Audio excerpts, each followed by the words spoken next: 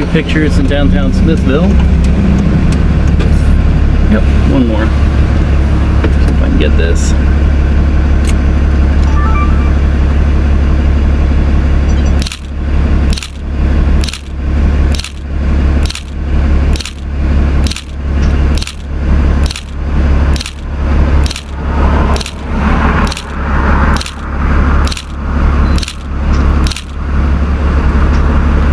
Looks like it has a marquee of an old theater, but who knows? Could have been a hardware store at one time. All right, and that marker I was talking about is here at the Brick House Cafe and Pub. It's actually not a marker; it's just like a bumper sticker, and it's very faded. So it's been quite a while since somebody's come along and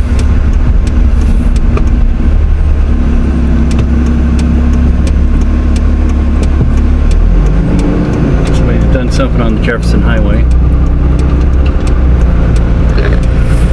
Okay, make a slight jog here.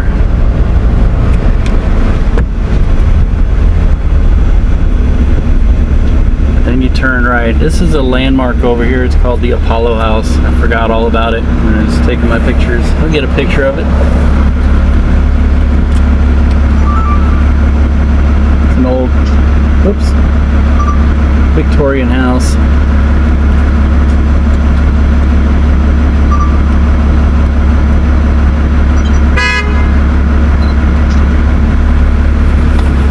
Hey, we're just so impatient. Come on by.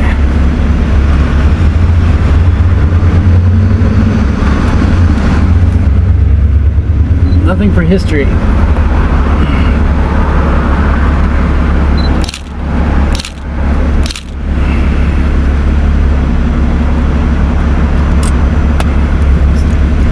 Actually, my fault. The hazard of being obsessive.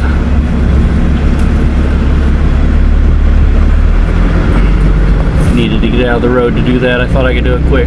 But it's called the Apollo House. So named because it's got a statue of Apollo on it. An old gas station with some interesting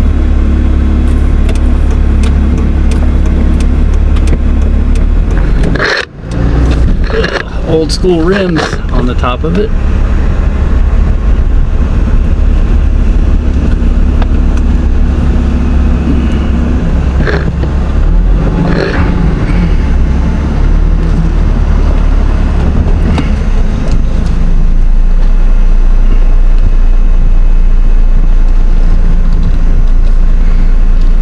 It's also the hazard of what we do here.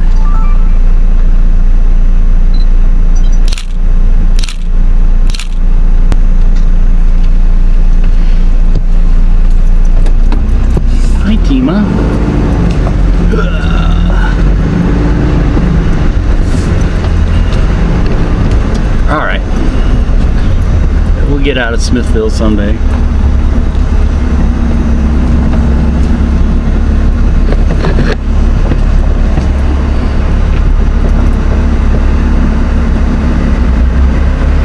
Hi, Tina.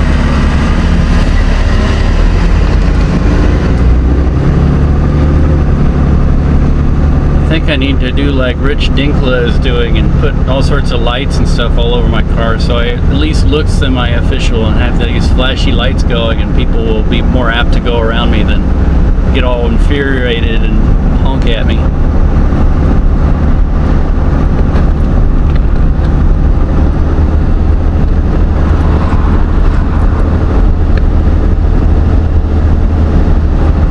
You know, in Trimble, people saw me and they were curious. They were like, what's that guy doing? But, you know, Smithville is kind of a bedroom community suburb of Kansas City metro area, which is to the south of here. And from here on out, people don't care what you're doing as long as you get the hell out of their way. And in some parts of the highway, you have to be kind of defensive going through the city because they are not the most pleasant neighborhoods anymore. although the neighborhoods that it passes through in Kansas City, and that's kind of tricky because I don't know exactly where it passes through. I just make a good guess. But the neighborhoods that it passes through in Kansas City are some of the most beautiful old homes you've seen, and just over time they've fallen on hard times, and human greed, and neighborhoods have gone downhill, and landlords have taken over and turned everything to crap.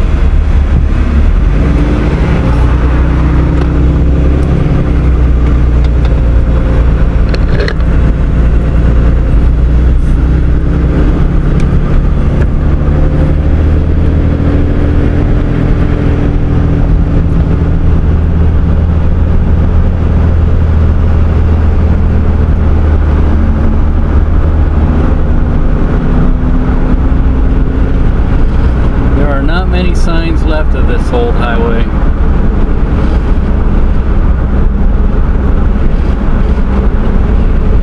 I'd like to change that a little bit. Let people appreciate the old roads. Give people a chance to celebrate it and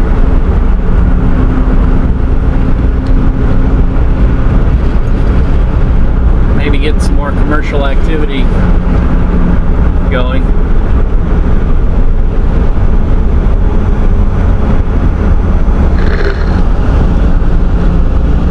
Now here we're going to join up with 169, which I believe is in the process of being turned into an interstate almost. It's built up to interstate standards to the south of here, coming into the city, and that's happened in the past 5 years or so, and there's a lot more interstates being built, a lot more proposed interstates. I think it's just because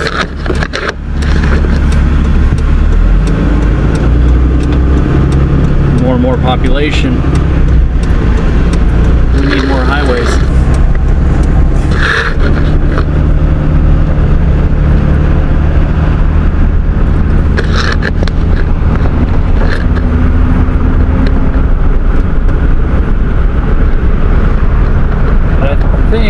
If you look along this side here, you might see some traces of the old road.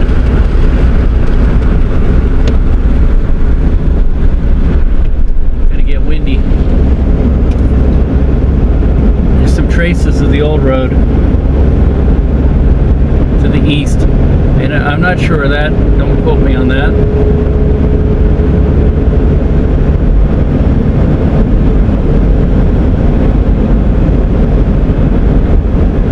We're just going to follow this down until we come to, oh, I forget the name. There's a, what is it, Cookingham Road, and that heads east to an old unincorporated town called Nashua.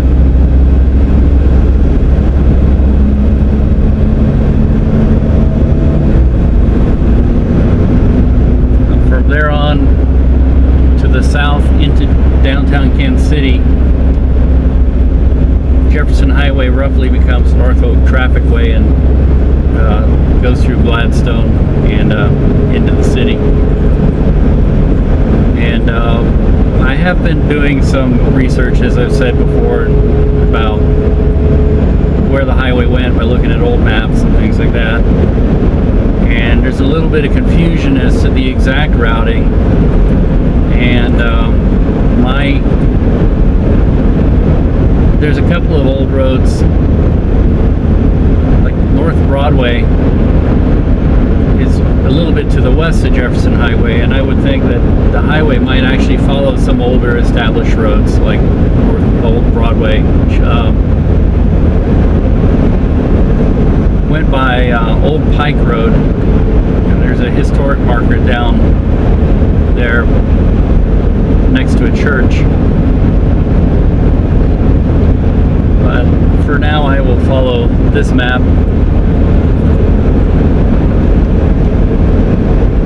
as it tends to agree with many of the others that I've seen.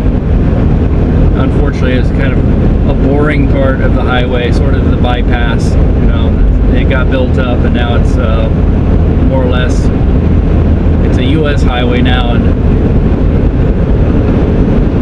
might become an interstate in the next 10 years or so, but again, don't quote me on that. It's not up to me. But it might become part of Interstate 49, which goes all the way down. Well, it doesn't go all the way down because it gets cut off in Arkansas, but it goes eventually it ends up in Louisiana and New Orleans.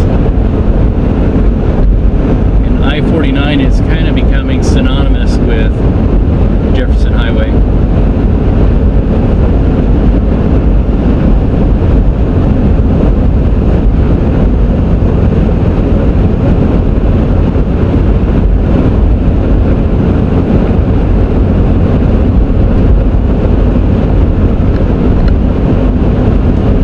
Northwest Cookingham Drive, next right.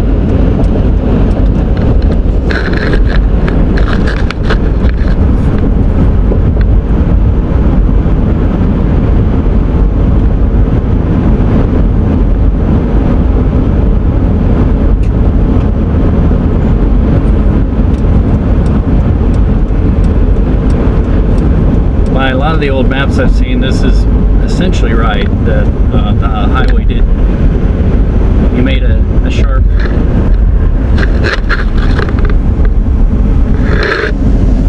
right-hand turn, now replaced by this interchange here.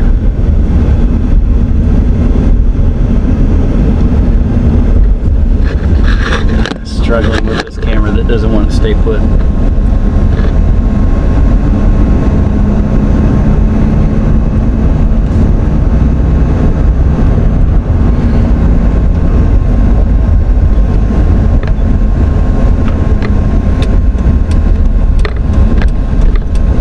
So our next stop will be an unincorporated town of Nashua,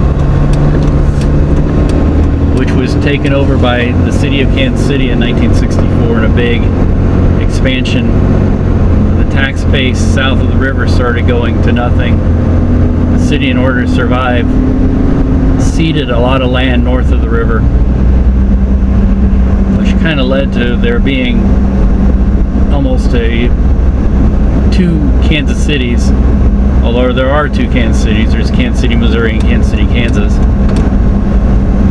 But this led to another dual nature of what we call in this area the Northland, which is all the area north of the river, and then Kansas City proper, which is south of the river.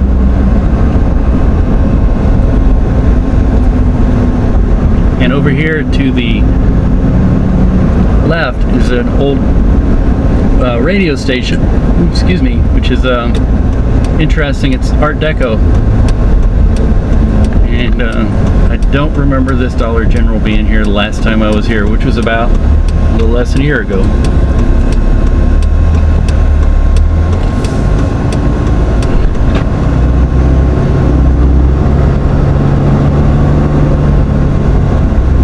get a few pictures here. It won't take long.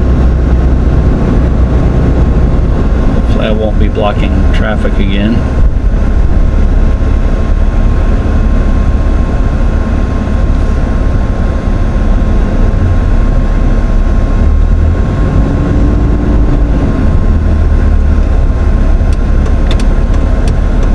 Find a place to pull over. Won't get people irate.